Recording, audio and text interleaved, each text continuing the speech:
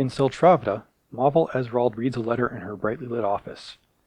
After a brief moment, she burns the letter and swears loudly, and then takes a small box from a drawer in her desk. The box is etched with the symbol of an eye bearing butterfly wings, and the side of the box is smeared with blood. The High Magister puts the box down on the surface before her, and beams a terrible smile at the young woman seated opposite from her.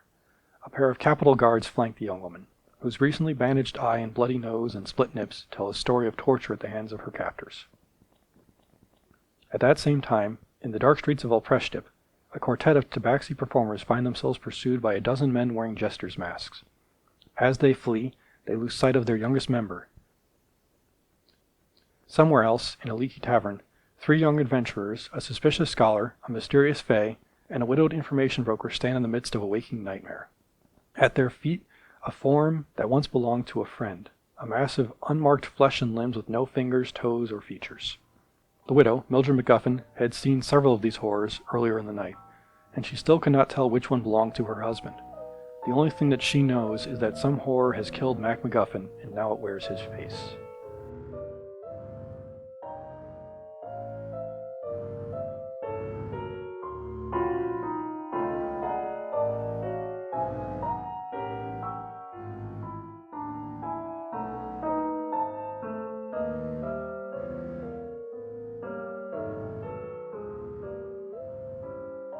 So there are 6 of you standing in the Sunken Anchor Tavern over the deformed body of what was once Zenith. There is Tula, Noma, Elaine, Mildred, Edward, and the Fae that he summoned to help you fend off the creature. And as well as the form of Zenith, who you can no longer identify as Zenith. His face has been ripped away, leaving behind just sort of a smear where his face used to be. There's no longer any eyes or mouth or nose. His fingers have been fused into basically paddles of hands on the ends of his limbs. He no longer has toes. His legs just kind of end in stumps. He has no real distinguishing marks to tell you that this was even really a fully formed human. He just looks like sort of a mound of flesh with some joints beneath the skin. You can tell he's still alive, thanks to all of your quick work and ensuring that he can continue breathing, but you're pretty sure he's not conscious, and there's nothing much you can do with him at this point. Mildred is there looking somewhat in shock and breathing heavily. Edward is busy examining Zenith, or what used to be Zenith, trying to see if he can identify what's happened here. And what are all of you doing? Eddie, what the hell? Yes. Well, I'm not exactly sure where to start. I'm assuming we're talking about the creature that just, whatever, I don't even know what to call it, creature. I don't even know if that was fungus, plant, or mineral. I don't know. I have no idea. I've never encountered anything like that. Insight check. You seemed awfully ready. Right? Not 20, 24. He is shaken. He's being honest right now. He has absolutely no idea if that was vegetable, animal, or mineral. He's never encountered anything like it before. It's kind of terrifying him, and he doesn't really know what to do with this information, but he does know he needs to tell somebody. More to the point, just kind of, I'm in the dark here on what that is, and I'll be honest with you, it's sort of my job to be informed, to know. So, who do you work for? Okay, all right. I'll be as open as I can. I think I'll give you that much at this point. Oh, now you owe us that information. Not before when, the kidnapper knew who you were. I honestly don't think she was... Well, okay, so she was involved in it. That one's complicated, and I'll do my best to explain why I think she wasn't, or what she was doing there. And why I was honestly quite surprised to see her there. And just really quick, your Insight 20 is going to carry you through, and I will just flat out let you know when you think he's hiding something or when he's lying. He was surprised to see her there. But he also thinks there was a reason she was there, and he still believes that maybe believes she was on his side. he's going to try his best to explain. I don't want to say good because he thinks he's good, but that doesn't necessarily mean it's on your side of good, right? I think I'm good and I'm a monster. You say that, but you're saving all these orphans. And like, you've been helping these children to give them a good role model. Children, but you know how many people I've killed since we started? Like 4. 5? Or more. I'm trying to think. It's a number. It's not greater than 10 yet. You're right. It's not even double digits yet. About as many as Edward has. I'm working on it, okay? We'll come back to her. Look, I honestly don't know what that thing is, and I need to tell. First, I am a member of an organization, and part of our duty is to protect Karalsh. We are here for the good of the nation as much as possible. And each of us has our own secret code and our secret title, and that comes with basically a description of what our responsibilities are. And I'm going a little bit outside of my duties by taking a more active role in protecting the nation. Normally, my job is to observe and report, and that's why, as you heard that woman we encountered say, she referred to me as the Eye. My job is literally to look at things from a distance, embed myself where needed, take notes, and then report them back to someone else in the organization who then dispatches people to take care of those issues. And one of the people she dispatches is the Fist, who we happened to run into when we were trying to rescue those children. And honestly, to encounter her there tells me one of two things. And one of those things is very dark and I am a little bit concerned about, but again, I want to check in and see if I'm hoping it's not what's happening, is that she switched sides. And if she switched sides, that's very bad for not just us, but for the country.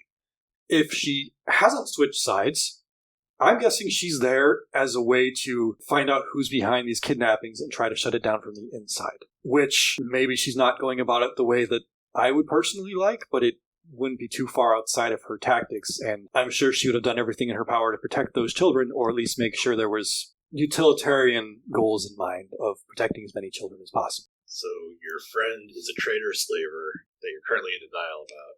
I don't... She threw daggers at us. I have a mark here and here she didn't from kill her little anybody? game. She didn't hurt anyone. She didn't kill anybody. I mean, she definitely hurt people. She was on the way to killing me. A couple more rounds. Dead. I think that's a reason why I believe that maybe she isn't completely switched over, because if she had decided to stay, I think she may have very well killed all of us. There's a reason she has that title in our organization. And if she had really wanted to stop us from taking those children and saving them, she would have been able to.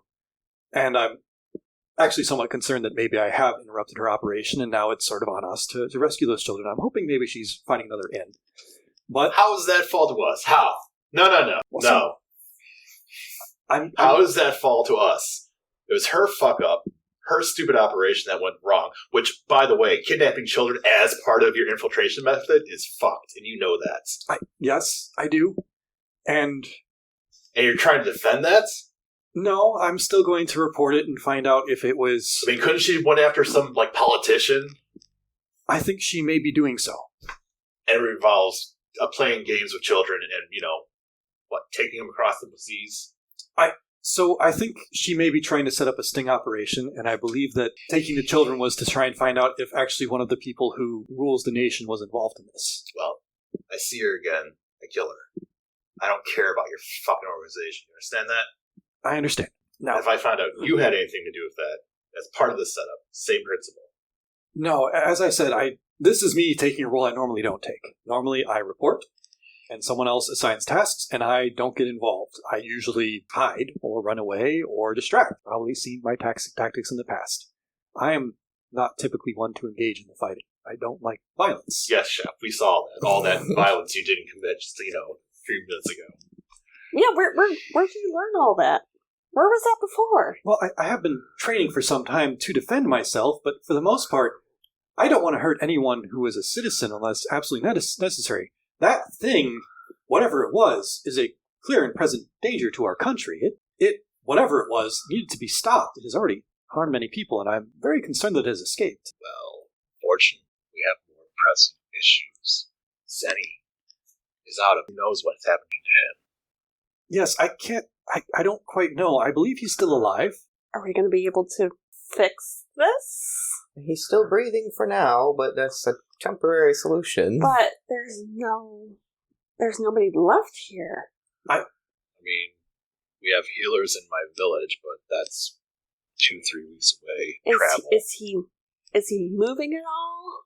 He does not appear to be really moving. He's just breathing steadily. I slightly nudge him with my foot to see if there's any reaction. Just like not like just to see if there's even a response to it.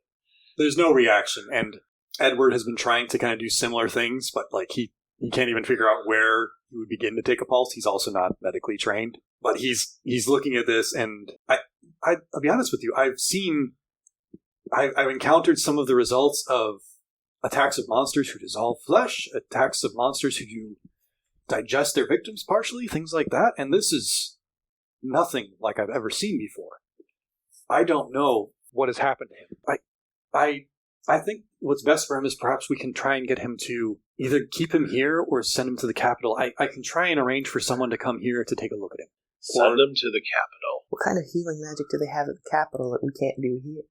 This is a dump. Let's be honest. There are some people in my organization who are... So the organization I belong to has some of the more powerful people in our country, or at least most knowledgeable people in our country who are... My organization doesn't owe its loyalty to the magisters. We owe a loyalty to the nation, and there are some people in our group who determine, based on what they hear from the people of Karalsh, what the will of the nation is and how best to defend it, and my job is to report that. And some of those people are very knowledgeable in healing and transformation, and they may be best able to help our friend. We just need to be able to get him there. At this point, Mildred kind of turns over her shoulder. This kind of snaps her out of it. If you're looking for help, I think I can help you get the wee lad there. I've got plenty of contacts, and I'll move with him because I want to see where this came from. That beast, whatever it was, it took my dear Mac from me, and I need to follow this to the end and see that thing gets chased down. I'll see it to the ends of the earth. Oh, my poor dear Mac. I will continue to eyeball Chef. So yeah, if you leave him with me, I can take the laddie, and I can get some of my people. I can get him bundled up, and maybe I can even get a thing that my husband had to. No, I can get a knife and non-detection on him to make sure nothing is tracking him down, just to make sure he's protected on the way there. We'd really appreciate that. Thank you. Very much so. And Edward walks up to her, and as soon as he wakes up, or if you have any information, just here. And he hands her a little box, and I've got a description of this box for you, and I will let you all roll a knowledge check once I pull out this box. He hands her a tiny box, and on it is a unique pattern. This specific one actually has kind of a wood-burning pattern of a seagull on it. You can give me a knowledge arcana roll. I got a 12. A 12. An 8. I rolled a 13, so I got a 12. I got a 9. I'm only offering that information because I wanted Megan there. So he hands her the box, and he hands her a key, and the key has kind of got a matching little seagull symbol.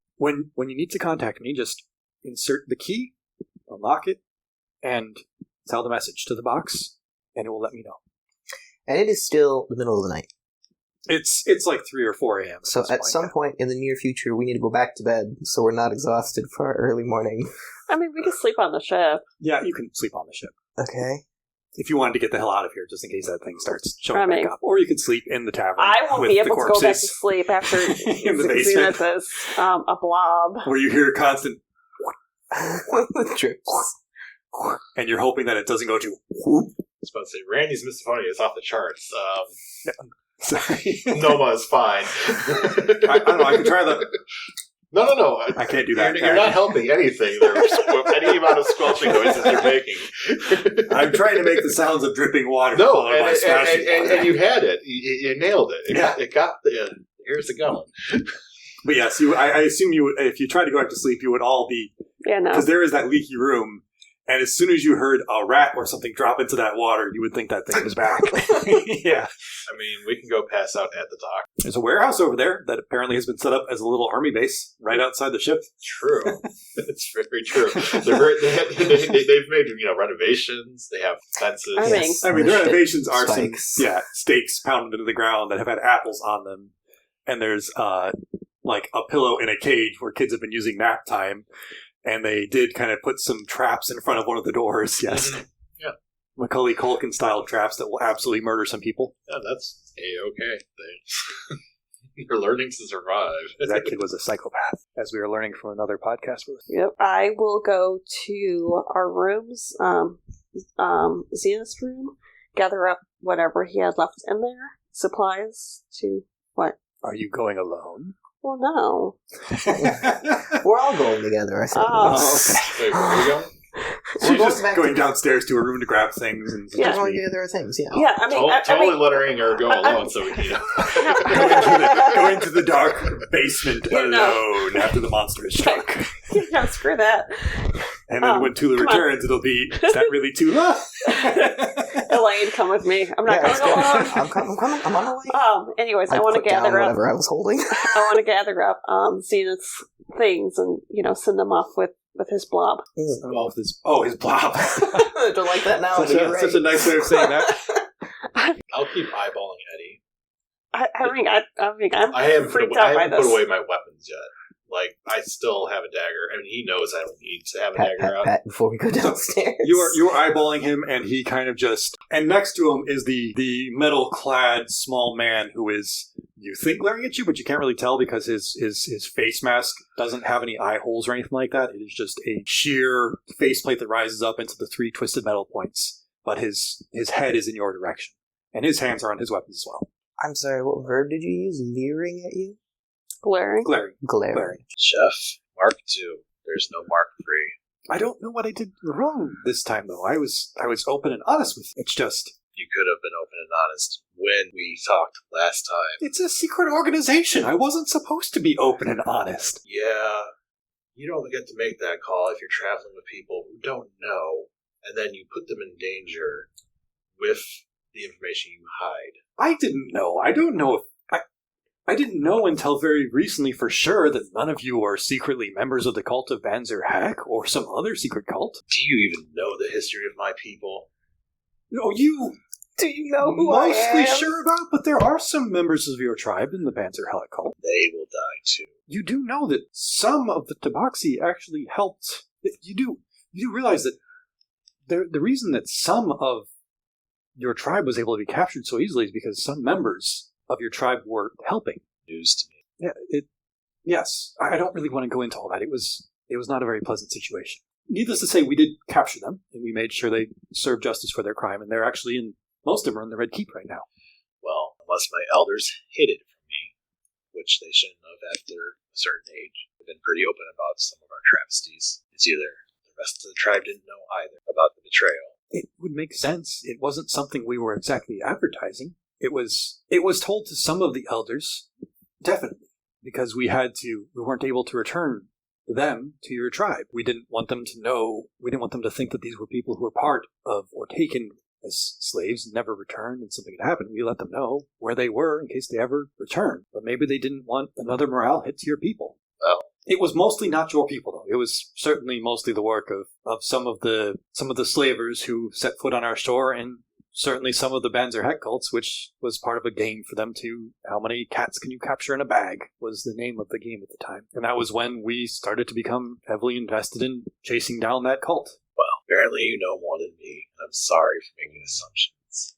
No, I totally understand. And again, it's sort of my job to know these things. Also, not my job to share, and I understand why you're suspicious of me. And to be fair, I am also very suspicious of the Fist and what she was doing there, and the fact that she is using children to get ahead. And I believe you may have been correct when you said, perhaps when she slaughtered those Banzer Heck members in the one game, that she became a captain as a result, and then she's either using that to rise through the ranks, or she's using that to rise through the ranks and find herself a place among the cult, or I'm hoping she's using that to rise through the ranks and destroy the cult. Either way, I don't quite know how to help her, or stop her. Not sure what to do. Well, I don't trust humans. See why. I don't much trust most of the humans. Well, I trust our nation to try and do what's right, but we have a lot of people who are taking advantage of that, taking advantage of the country, taking advantage of the people here, amassing fortunes and utilizing them poorly, and a lot of them using it in the name of religion. I don't care about your religions or your gods. Yes, have I told you my beliefs on that? I can go over it again. No. Are you sure? Sorry. This game cuts to Elaine. I heard something. I will try to be more understanding. Everything for me is black, white.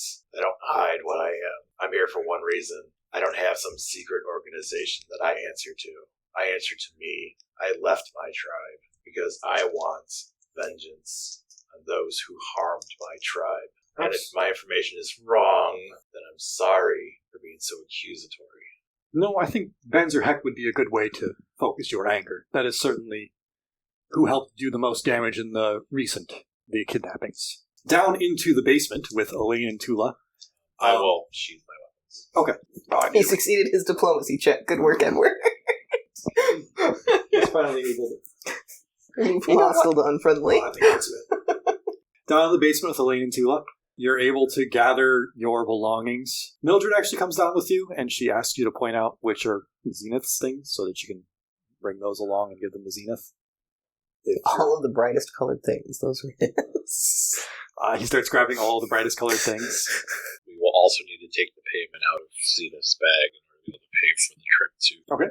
Elaine would not remember that. I am not there. I'll bring it up when you come back up. You take the money, I think the 500 gold pieces that were being asked for the fair. Yeah, no, we're just making sure we just take everything, including, like his poster. I'm sure he's got some memorabilia. He, of course, has... Well, I don't know if he actually would keep a poster. He was pretty shooken by that whole deal. I don't know if he wants to remember that. Shaken? We'll give him the option when he wakes up. She will take his equipment and make sure it goes with him, is what she's going to do. Yep. And then she kind of bundles it up, and then she... Well, it was not exactly a pleasure meeting all of you because of the circumstances.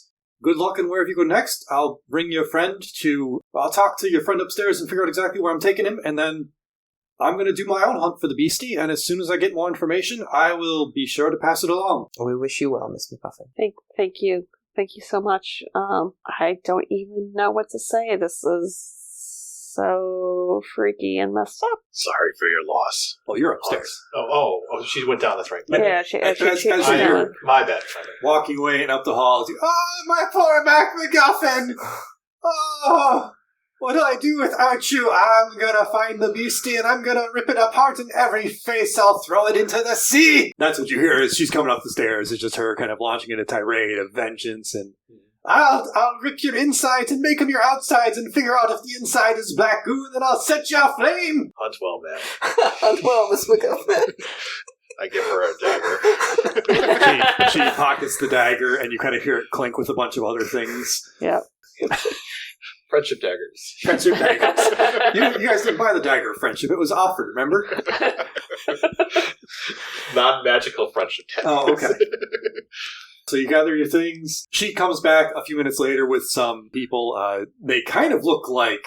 They're dressed in some sort of like black garb, and they have some pouches. One of them clearly has some thieves' tools hanging off of his belt. And they have a sort of like a gurney. And one of them does have a sort of like a knife-shaped looking pendant that they cinch around the Zenith figure's neck. And they put him onto the gurney, and they sling over kind of a tarp-like blanket. And it's not really a blanket. It's more of a, not quite a tent, but a little thing that actually kind of goes over his body entirely. Basically covers the top of it kind of covers the entire gurney. They can still carry it, but it doesn't actually push down on him. So it'll keep him protected from, like, rain and other things like that, but it's a lightweight material. It's basically like you ever seen the ski patrol stuff? It's kind of like one of those. Okay. Sure. Where you can roll down the face, but it's basically a bunch of metal rods underneath it, and you roll a piece of canvas over it, and then it gives you a way to transport a person while they're covered up. I've seen those in like a morgue. I don't know if I've ever seen them in like a patrol or something. I mean, in real life, they're just going to put blankets around on people. Yeah, I was about to say. This is a stretcher, but that's special situation, so that she had one of her friends make something up. Okay. Gurney, stretcher. Yeah. Gurney is the wrong word. It is a stretch. It's the one you lift up. Wheels. Yeah. Not the one with wheels. It's a stretcher. Stretcher. And then she hauls it out, and then as she's walking out, you see her place something on the underside of it, and then the thing begins to kind of float on its own, and they just start pushing it out. Okay. It's a hover stretcher. Exit Zenith. I'm assuming that we are getting information on where they're going with Zenith, so we could meet back up with them, hopefully. She stops and talks with Edward on the way out. Okay. Give me a perception roll. Where's my perception? Give a stealth roll. 25. 25. Wow, okay. Everyone else is welcome to roll this perception roll. I can't get... 25 is the highest I can get. I got an 8. 17. So... I need to go check his character sheet. I don't think he has a stealth bonus. So, Tula and Noma not Elaine, which is perfect for this. He says to her as she's leaving, take him to Sister Serafina Nazine, and she will be the best chance, and she'll make sure the organization is looking after our friend Zenith. As a player, I know who the most powerful cleric in the area is. Elaine doesn't know. Is it Sister what? Seraphina. Sister Serafina Nazine. Serafina. Spelled like the angel Seraphim. She priestess. Yep, shady. That's how you describe her, sure. I'm sorry. She works for the organization. Again, these are people's names that I'm using you've met her before. Mm-hmm. She was in the initial... I've met her, but... Was Noma introduced to her? No. Zenith was. Yep. Yeah, who's not here? I don't think Tula was either. I'm pretty sure. Whoops. No, Tula was. Yeah. You were? Okay. So you know who that is. Yeah. Well, I mean, I just know her name is Sarah. I don't know who Serafina is. Yep. You met, this is Sarah. I don't think you even know her full name. I think you even, because she was in your town. Would Tula know her full name? Can I roll having for her that? been the town healer? Check. Give me a history check. Okay. Ooh. I think this is a 15. Yeah. I mean, normally Tula not smart. Just on the die. Yeah. 15. So there was a Sarah Nazine Okay. in the town as the healer, and it was absolutely Elaine's mother Oh. Okay. as the healer. Shitty cleric indeed. Yep, shifty priestess. Okay. As I said, I'm writing it from my perspective. That's all Edward said. Yeah. So, okay. I mean, and Mildred He is also automatically... handed her a note. Oh, okay. I mean, I'm just saying, like, is she well known enough that Mildred automatically knows who Serafina is? No, she won't automatically know who she is. You're right. He would have also said you'll find her at the temple of the main temple of Gondrax. Ask for her there. Was the Temple of Gondrax were up in Siltravda. Yes, yeah, that's where she was going. Siltravda. And you do know Gondrax is the deity that Elaine worships. Okay. Because Sarah worshipped. Yes. Got it. I'll just look over at Elaine. Oh. Elaine didn't hear. I'm minding my business. Well, I mean, I think we're all standing together, right? Like, I mean, we're all in the same room. So I'll just walk over to Elaine. Elaine, Zenith is being taken to your mom at the Temple of Gondrax? I'll be outside. Okay. You mean Sarah? Or Sister Sarah? Sister Serafina Nazine? Yeah, I would expect she would be able to help him. Why would Edward send him to her? That's why I'm asking you. I don't think she's ever worked with something like that. I haven't seen her work with something like this before. Give me a straight int check. Just an int See check? if Elaine has anything here. Yeah. Elaine is very dumb. I know. It's your dump stat for this group. I got a 10. Yeah. Dumb stat. Dumb stat. No, that's your mom. Your mom doesn't do anything like that. Yeah, she's adoptive mom too. So when you said mom, Elaine was like, "What? Oh, yes." I mean, I'm sure Elaine thinks of her as mom. Yeah, but she doesn't call her mom. Really? She calls her Sister Sarah. Really? Calls her by title. That's weird. Because, like, she raised you from a baby. Okay. I mean, also, I don't really know you two that closely, so I mean, I You just kind of... 100% would have guessed mom. Yeah, mom. Yes. Yeah. I mean, I just know mom. The mother figure that raised her. Yes. Yeah. I was about to say, it's how you always made her feel bad. She always wanted to call her mother, but you were like, sister. Oh. Right? Yeah, right? Like, oh. All she wanted was a daughter. You're Yeah. like, sister. she found you as a baby, man. You have the notes. You knew this already. I did. I didn't realize you were calling her sister. That's what it says in my notes. All right, then. So cold. The coldest. Right. Elaine's a dick. Got it.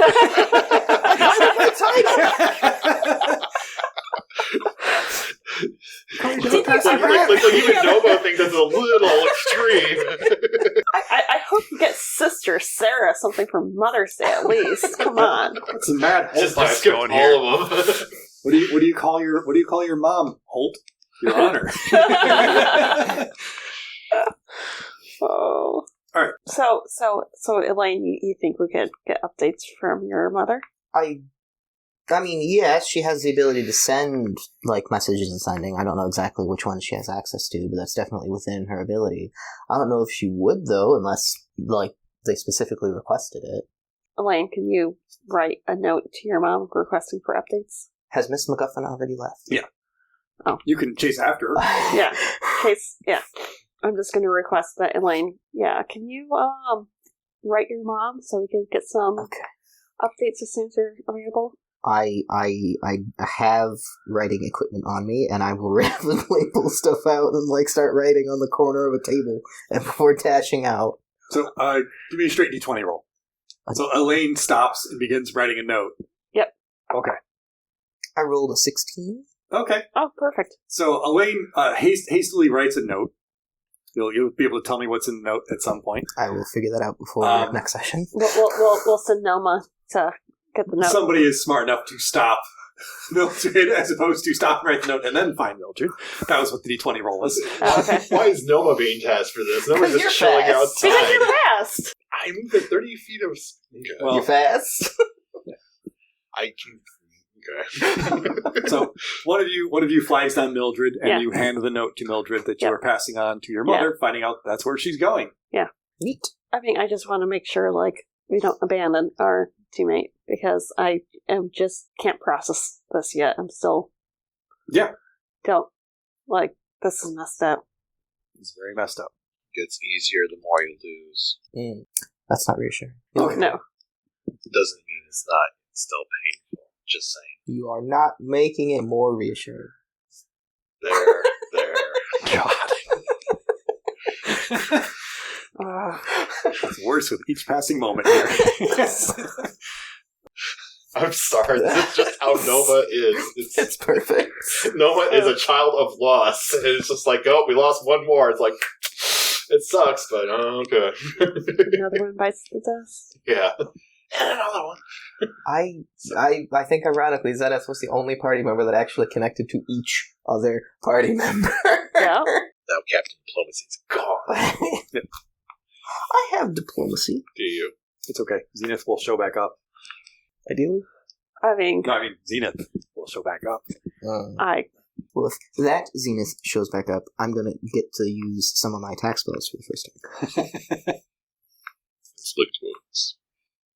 That's not the first time I've used that one. Yeah. Let's not kid ourselves. It's your favorite spell. It's definitely my favorite spell. The joy mother of death. Use it every chance. I'm a healer. Inflict wounds. I actually have to make contact this time. Yeah, you don't have extended range on it. The audience has no idea what that's talking about. So you all sort of, except for Noma, who just buries everything deep inside and acts like nothing matters, move on towards the dock. I channel it into anger and rage. You either spend some time...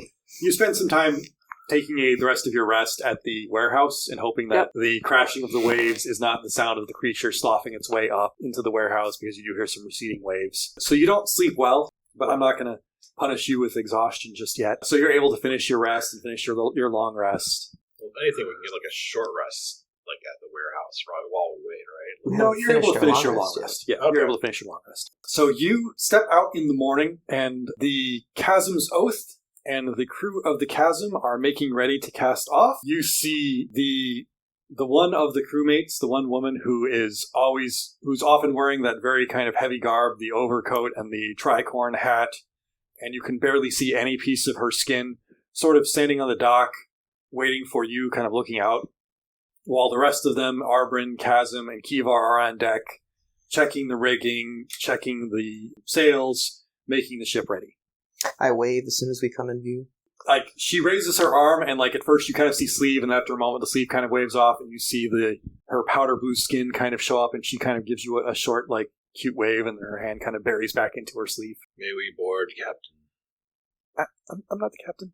Hi, welcome. Yeah, get on board. We're ready to go. Good morning. Hi, morning. I just have a dazed look on my face.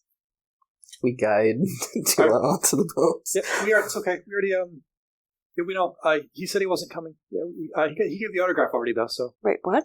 What else did he say? What?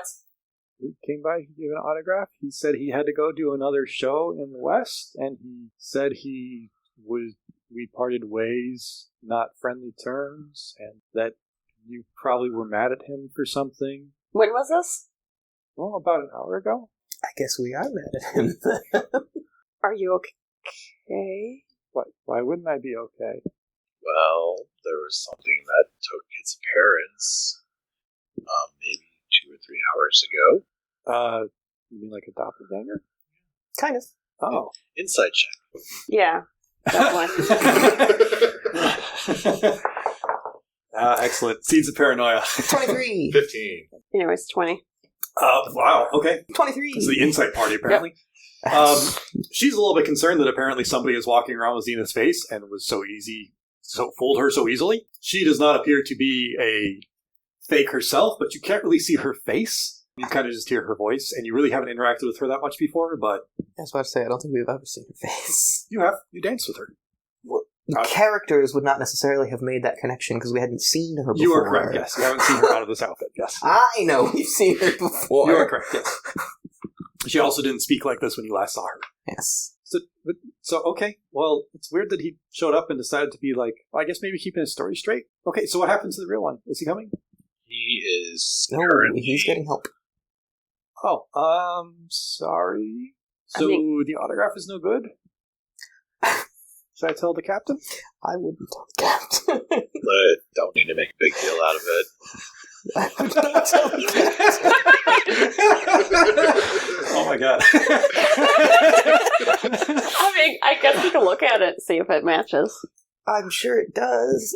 It matches his face perfectly. It'll match his autograph.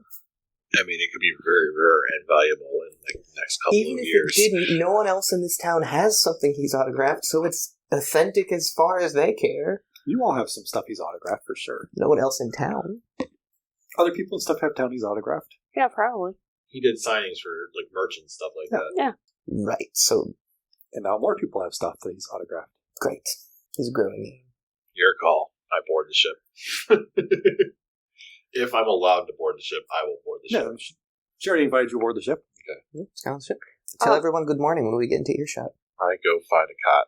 It's not a good morning for him. I probably didn't sleep much. I was probably on You alert. probably were on watch. Yeah. Elaine can sleep through a hurricane. Welcome aboard. You all ready to set sail with the Chasm's Oath? Good morning. Yes, I think so. Good. I've got your friend Xena stopped by this morning and gave me the autograph, so now I just need the rest of the payment.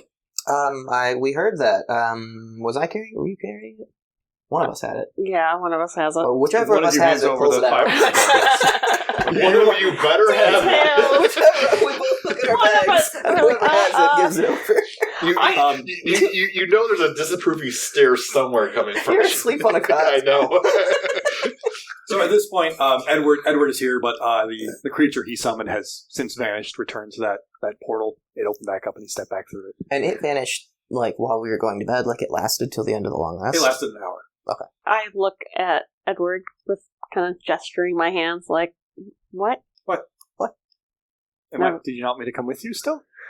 I was looking at him like, is he going to say anything to the captain? Did he hear that she said that Xena stopped by? Does he have no reaction to that? I heard it. I'm not overly surprised.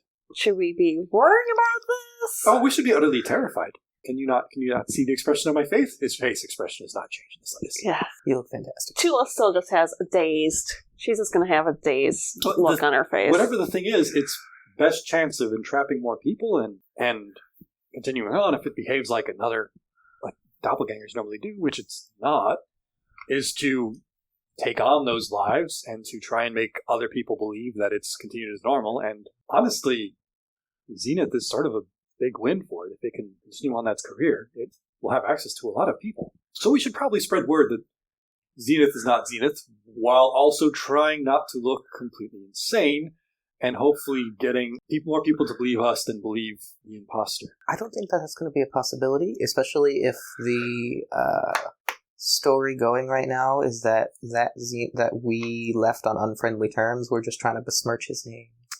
Yes, which is why I'm not too surprised, horrified that it's that intelligent, and it's already sort of ahead of us.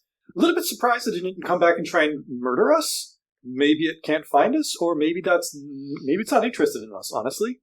It didn't really seem too keen on killing those guards. It seemed like it was just done, and its goal was to get Zenith, and it did so. When I know more, you'll know more. You're telling me, she asked. I'm content. There's nothing. We already done what we can do. Okay. I guess let's just focus on our current mission. Yes, save children, deal with nightmares and abomination that I will never sleep through the night again later. Yeah. I don't know about the rest of you, but I did not rest the last couple hours. No. Yeah, no, they didn't either. It's okay. Okay. No. Yeah, I don't know if I'll ever sleep easy near a body of water again or around people. It's a strange experience after having encountered that creature. So I'm very hopeful that Mildred is able to get some, track it down, give us information to find it. I see you over there. Feel free.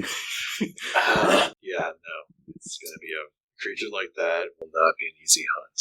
No, I don't think so either, which is why I'm sort of shaken right now. Well, we'll have some time to rest before the boat lands. Well, there is a silver lining, is if it continues on as Zenith, the best way for it to get access to more people is to continue performances, and we may be able to track it that way. I'm more concerned about the ability, if it picks up the ability that Sunny had of being able to talk to people well, convince them well. It seems to have done so. Yeah, I mean, she was convinced. that's what I'm saying. Yeah. So, That's not good.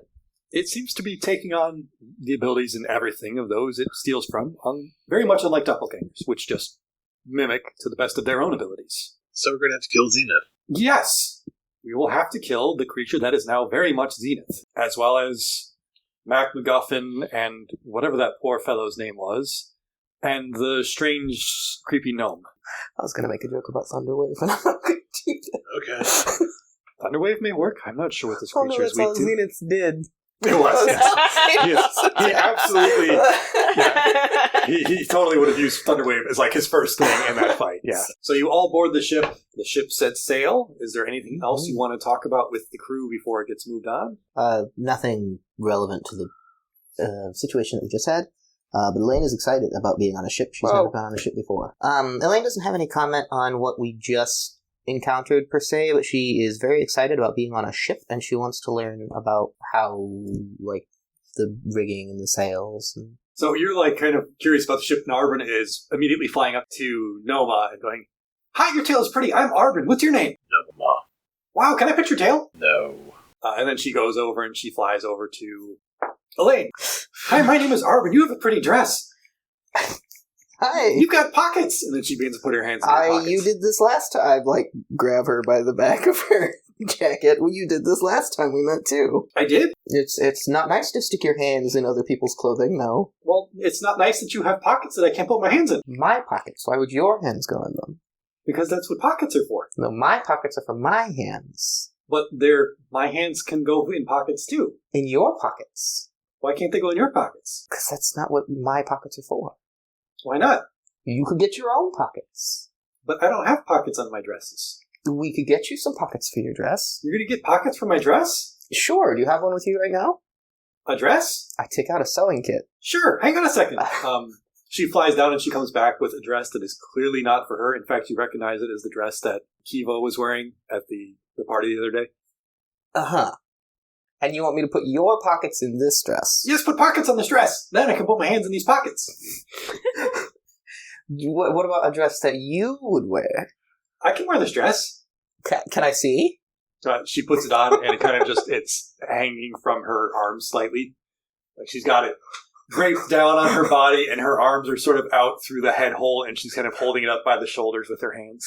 None of the other people present object. They're just messing with the other people's dresses. No, I mean, Kiva kind of sees it and just kind of rolls her eyes and then kind of laughs a little bit and then goes back to work. Elaine is very interested in, like, learning about how to use a ship, and she doesn't want to waste time fixing a dress for someone that doesn't understand how possessions work. But something tells me you're going to do it anyway. She is going to be babysitting. I'll take her back down to the hold, and I'll have her, like, put the dress away and have her show me, like, the stuff that she wears. And I would be happy to sew additions to her garments. Give me a perception roll. Can I go with passive perception? I got Sure, we can go with your passive perception. Passive is at 15. Okay, so you kind of smell... It smells really strongly of salt in here, like more strongly than it actually did above board.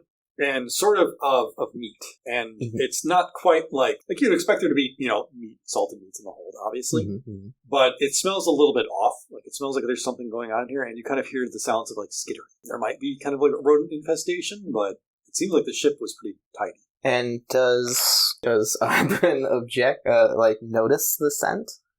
Like she's just excitable as normal? She's just holding on to the dress and like kind of bouncing around. Well, I have her show me where it goes, and I have her show me her stuff.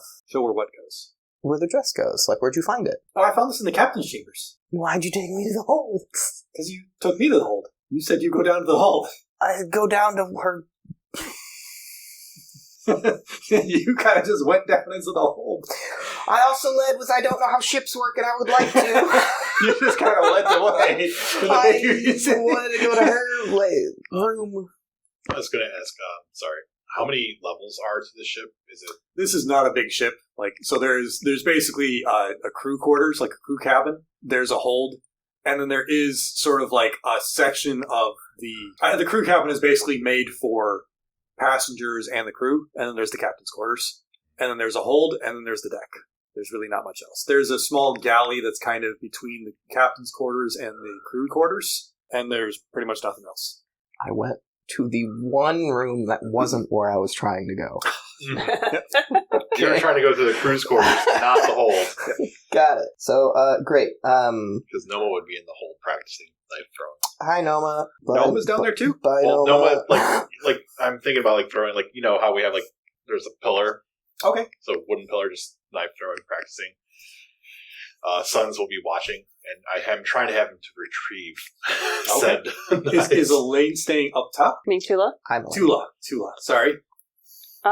Tula's still just in a daze. I think Tula might just look for a place to lay down. So she could go to the crew quarters for that. Yeah. Tula is still just in a daze, so she's just going to look for somewhere just to kind of lay down. So she can go lay down in her bunk in the crew quarters. Okay. I would like to visit her during the day, but right now I'm currently letting you finish up with Yeah. Elaine. So you are practicing in the hold. You are throwing some knives, and then Elaine is apparently also in the hold working on a dress, or... Elaine got lost and is leaving the hold shortly, but I will greet you before leaving. Hi, bye. Give me a straight D20 roll, Noma. It's maybe 20. 11. Middling. Okay, I think 50% is good enough for that. So you're throwing it, and Noma Sons is actually doing a pretty good job chasing the knife and returning. And then after one of the runs, like maybe the third or fourth throw, Sons kind of stops dead and then sort of starts growling a little growl at the corner of the room and kind of backing up slowly. What is it, boy? And then you see from the corner of the room before you get there kind of a spout of something white in his direction, and Sons runs back whimpering. Like just kind of like a spray of like a stream of something in his direction. What do I see? I have dark vision. When you come up around the corner, you don't see anything immediately there, but you see some scratches and a few tiny holes in the wall, and you can hear something rustling around behind the wall. Knock, knock, knock. See if I scare it out on the wall. The scratching stops abruptly. How big of a creature does it sound like? It looks small. The holes are probably no bigger than the size of maybe a gold coin. It's tiny. If you can understand me, get out of there. No response. It's a good start. Rodents. Got it. Yes, it seems like rodent size, except for the weird stream you saw. And there's a little kind of like a white powdery, damp spot on the floor. Oh, it's like a skunk? Give me a perception roll. 9. Not over a 10, so... 9? You can't really tell what it is, but it's definitely sort of a kind of a triangular shape. Like a very narrow kind of like triangular shape on the floor. What's up? I will bother Gazine, ask if they have any boards. Chasm. Sorry. So you go and try and bother Chasm. How exactly do you get Chasm's attention? Kazem. You snap your fingers near Chasm. Chasm. She kind of rounds on you and sort of like, give me a reflex roll. Dexterity save. And then this is after Elaine's left the hold? Yeah. Okay. 10. 10? Yeah, we'll give you that for now. Let me roll really quick here. So you kind of snap, and like the sound seems to do something to Chasm as she kind of rounds and her eyes are all black, and she kind of snaps at you like briefly, but you're able to move just fast enough. She's a little bit slow. What? Need wood, nails, hammer. rodents in the hold. She kind of trudges past you, and then you hear her moving around the hold, and she comes back out with some planks and some nails and a hammer, and then just plops them in your hands. Good kitty. Maybe not eat. Good fish. Definitely not eat. And I walk away. Okay, so you go to work and you start hammering. Yeah, I'm not going to make you roll for hammering those boards in there. Sure. You cover up the walls. Just the holes, Okay. Just trying to see. I mean, it didn't talk to me, so I figured it's rodents of some sort, but, Give me when you're hammering it, you're making a lot of noise, but you do hear it make a sound. Give me a knowledge nature roll. You can have advantage in this one. 18. Yeah, you've heard a very similar cry before. Like, very recently. From where? Oh, is this a dragon?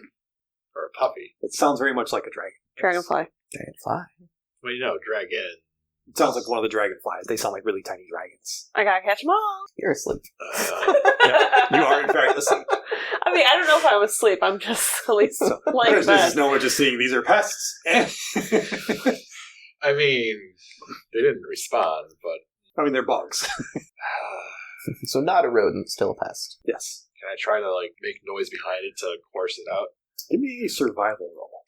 I have survival. It's one of my skills. 19. So, judging by kind of the streaks and all of the little thing you now realize is like a spray of salt on the ground, it looks like what these creatures have been getting into is actually the supply of meat, and they seem to prefer the meat that is more fresh. So, you're thinking if you wanted to get them out, you could probably lay a pretty simple trap. But boarding them in is just not going to do it. Boarding them in will work temporarily, probably for the duration of your trip, but they're going to make another hole somewhere else. Like, they've created the holes you have right there. Those are not like knots in the wood. Those are holes that they themselves basically scratched into the wood or burned into the wood. Well, I only hear about this so far traveling one way. Yeah, you boarding it up, you may not see them again. They may just come out of another hole somewhere else in the wall, but they're probably going to come back into the hole and go for the meat. Like, they're not eating a lot. They're tiny little creatures, but you can see little parts where they've been nibbling off the wood. Or the meat. Okay. I will set up a basic trap. Basic snare. And then from above deck, you hear Arbin, who is, by the way, the whole time you're working on her dress, Arbin is busy like, wow, you're so good with that. By the way, my name is Arbin. And then she flies back up top, and then she comes back down. And one of the times she comes back up, she's like, wow, look at all the pretty horses. What's that? Oh my god, what's he doing? Cool. Horses. Yes. This whole time, this is not a big ship, so it travels close enough so you can see the shore. It doesn't go out into the deep ocean. It stays relatively close to the shore. Yeah, sure. I'll go look at the horses. What's up? So you go up top, and you see easily 100 horses. Many of them are like black stallions, and you've got some palominos, which I think are the white horses with brown spots. I just know the word palominos. It's a fun one to say. Everyone try it now. Palominos. Palominos! I got one person to say it. I refuse. There's a random zebra in there. Palominos. Well timed. Perfect. There's a bunch of different horses, and riding on their backs, and not just riding on their backs, sort of striding from one horse to another, and then running between them, you see a man with bare chest and long black flowing hair riding alongside of them and rippling muscles. He's riding abreast with the horses almost as fast as the ship is going. Mm-hmm. And then you see him dive into the water, and like as fast as he was running, he's now swimming to the ship. And then he hauls himself aboard of the ship, and his muscles are dripping with water. And then he flexes his biceps from the bottom up, from his abs to his biceps and his muscles, and water flicks off of him, and it begins to steam rise. And it's just this mirage of a steaming pile of man. Like, except, not using steaming pile the way steaming pile is usually used. He's a steaming pile of shite is what he is. And as he stares at you from the ship, and all the women are kind of staring in shock, he kind of the women, the men are not nonplussed. Well, one of the men... Edward is also kind of going like, wow, look at those abs. I could probably do an Edward's voice. Wow, look at those abs. And then he kind of glares over at Kiva, and he says, wherever my heart goes, I will follow. I've come from my heart. You must return it to me at once. To Kiva. Yes. Is this Sagara? No, I stole his heart the other night. And that's where it ends, is with this man climbing out of the water, with steam rising off of him and his muscles, his pecs dancing in the rhythm.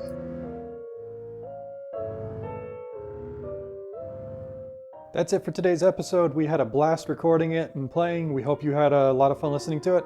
Megan Smith plays Tula Bergman. Randy Coe plays Noma Stakaris. Rose Shaver plays Elaine. I'm your host and DM, Anthony Smith, and I play every other character. We are Maximize Quest, and this is the Ouroboros Chronicles. Please make sure to follow us on Facebook and check out our Linktree, which will keep up to date with all the latest information. We've also set up a community Discord, and we would love to talk to you about Dungeons & Dragons or the show with you. So check those out if you get a chance. And remember, keep listening or you'll take 50 psychic damage.